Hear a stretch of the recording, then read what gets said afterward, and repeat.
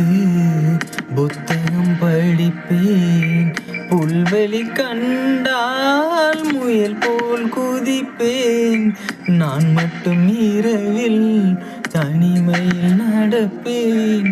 நடைபாதை கடையில் தேநீர் குடிப்பேன். வாழ்க்கையின் ஒரு பாதி நான் என்று வசிப்பேன். வாழ்க்கையின் மறுபாதி நான் என்று ரசிப்பேன். காற்றில் வரும் மேகம் போல நான் என்று மிதப்பேன். மார்கழி பூவே, மார்கழி பூவே, உன்மடி மேலே ஓரிடம் வேண்டும்.